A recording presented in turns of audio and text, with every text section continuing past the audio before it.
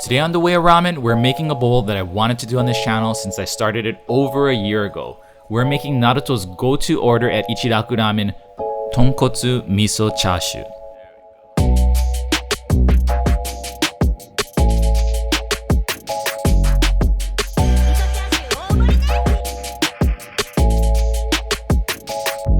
So recreating Ichiraku Ramen's recipe on YouTube is a pretty popular video idea, and a lot of people seem to have tried it. But I've gone through a lot of them, and unfortunately, most of them just don't do it justice. Primarily for one reason: they all seem to get the order wrong. Naruto's go-to order from Ichiraku Ramen is always Miso Chashu Omori, specifically Tonkotsu Miso Chashu. And I know this because I was a huge Naruto nerd, so much so that I even had my own Naruto podcast back in the day. So Miso Ramen means just one thing: I need to talk to this guy. This is my buddy Mike Satinover, who also goes by the name Ramen Lord on the internet. Mike studied abroad in Sapporo, Japan, and fell in love with miso ramen. When he returned to the States, he taught himself to make ramen at home, and he got so good at it that the Chicago Tribune once deemed his ramen the best in Chicago, despite the fact that he didn't even own his own restaurant. He's also helped to inspire a generation of ramen cooks in the West, myself included, with his recipes that he posts freely online. So here's Mike to talk a little bit about miso ramen. The story of miso ramen is arguably either extremely straightforward or incredibly vague, depending upon the source of knowledge that you cite. The most commonly and classically spoken of story is that it was invented in 1955 in Sapporo, Hokkaido, at a shop called Aji no Sanpei. This shop is particularly noteworthy because it's not really a ramen shop until after this point. It's certainly not seen as it this way. They're really just a shokudo, a diner, if you will.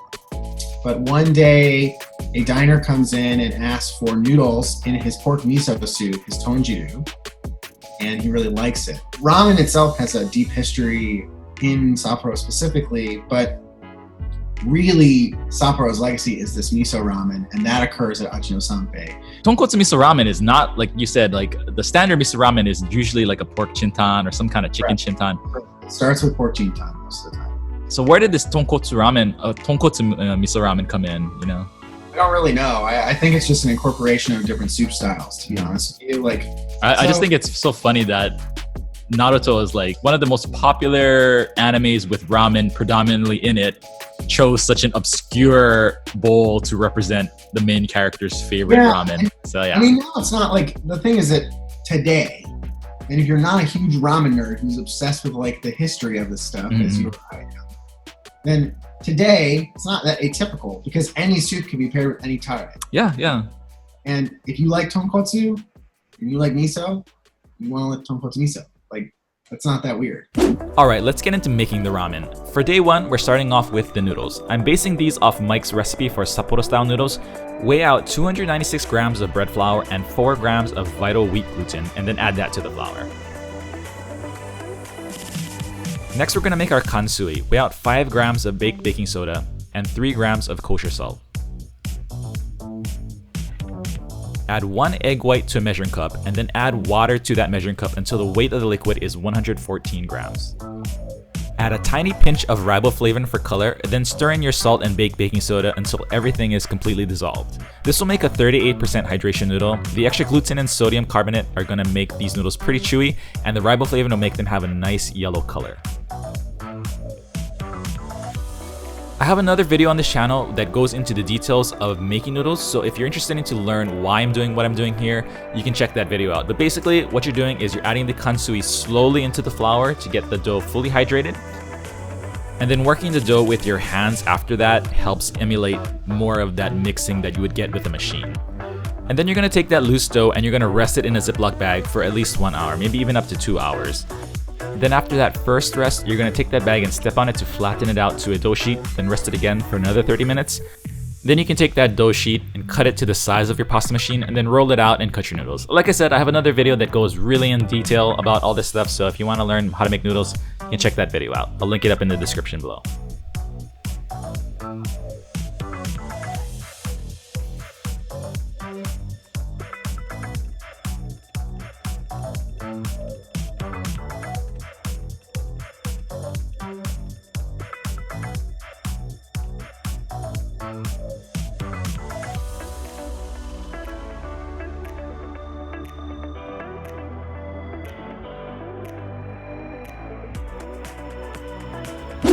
Next, we're gonna make our Miso Tare. Grate 17.5 grams of ginger and 25 grams of garlic. I'm basing this tare off a recipe in a book that I have. I don't have the exact misos the chef uses, so I'm just using whatever I have and hoping it turns out okay.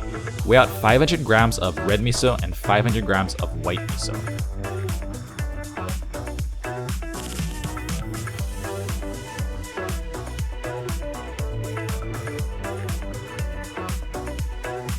Then if you have it, use 250 grams of mugi miso. I don't really have that on hand, so I'm just using a medley of random misos I have in my fridge. Get all that miso into a pot and then realize you're making just way too much miso tare here. And then add 50 milliliters of shoyu, 50 mils of sake, and a tablespoon of mirin. Add your grated ginger and garlic.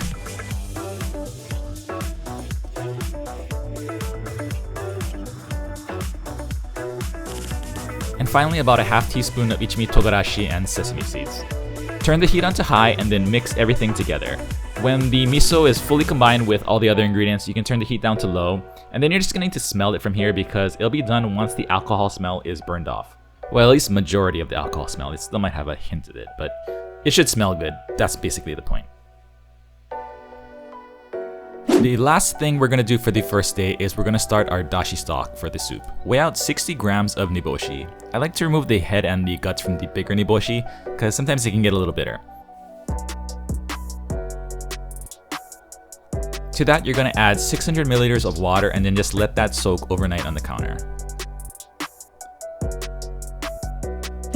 The next day, we're going to get our soup stock going. We're going to use 1.5 grams of cut pork bones, preferably femurs, 600 grams of chicken carcass, and 300 grams of chicken feet. We're going to pre-boil these bones the same way as the Sano-san video. 30 seconds for the chicken bones and chicken feet. I went a little bit longer for my chicken bones since they were completely frozen. And 4 minutes for the pork bone. We don't need a super long pre-boil for these bones because we're still going to be skimming off the scum in the real stock pot, but this should get rid of a good majority of the scum and it will still help us keep the flavor of these bones in the real soup.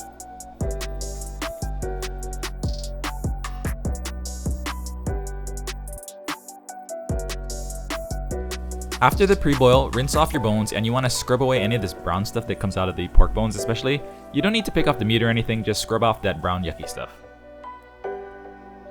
Put all of your bones into the biggest stock pot that you have and then cover it with 15 liters of water. It's a lot of water, but you're going to reduce this a lot because this is a rolling boil for the paitan.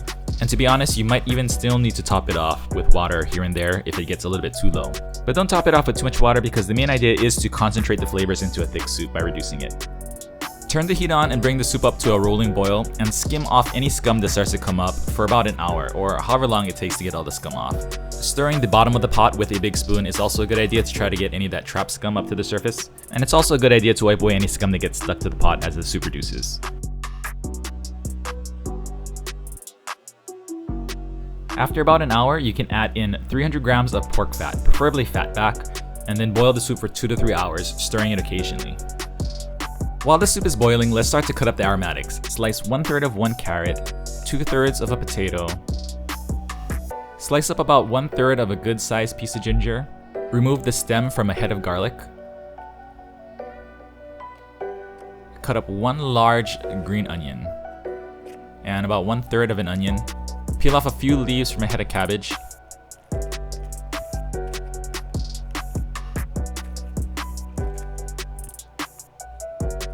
And then slice about 1/3 of an apple. After 2 hours or so of boiling, check to see if the caps on the pork femur have started to separate from the bone.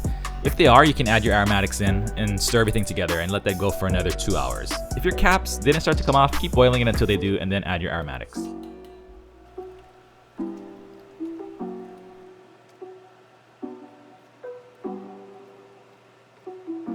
After adding in the aromatics, we can start to finish up the dashi stock for our double soup. Add the niboshi and steeping liquid into a pot, and to that add 1.5 liters of water. Add 15 grams of kombu and then let that soak for 30 minutes. After 30 minutes, drop in 1 dry shiitake mushroom and turn on the heat to a medium and slowly bring the dashi up to a simmer. Once the dashi starts to simmer, drop in 15 grams of katsuobushi. If you can find the thick cut stuff, use that, but I don't have access to that, so. And once that's in, don't let this come to a boil. Just steep it low and slow for 15 minutes. It's a good idea to try to time the finishing of your dashi at the finishing of your animal soup. So check your soup after your dashi is done, and if it's nice and thick, you can strain in your dashi and give it a stir, and your double soup is now done.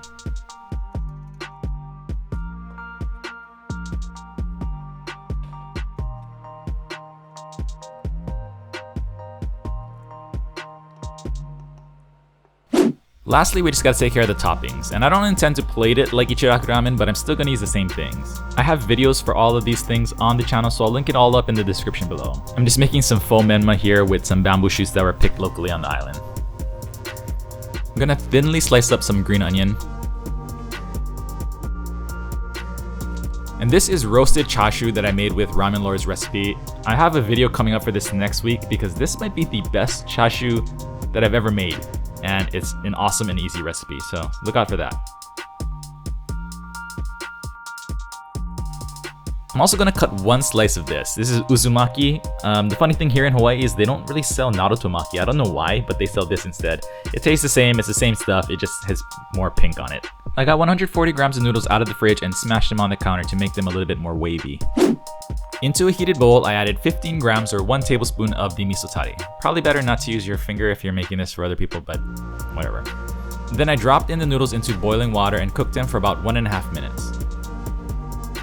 For the soup, we're aiming for 300 mils, and you can do it by this method if you want the freshest soup, where you just strain the soup right into the bowl. It's a little hard to measure when you're doing it this way, so you can also just strain it into another pot and then pour that in. Some people say that this method can affect the flavor negatively, but I don't really have a great palate, so I can't really tell.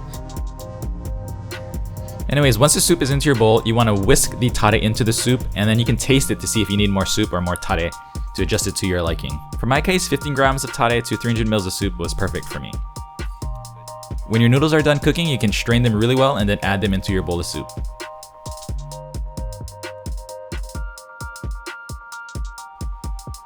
For topping, add your chashu at 6 o'clock. I heated this up in the toaster oven, by the way. Your green onions can go right in the middle. Your menma can go at 3 o'clock.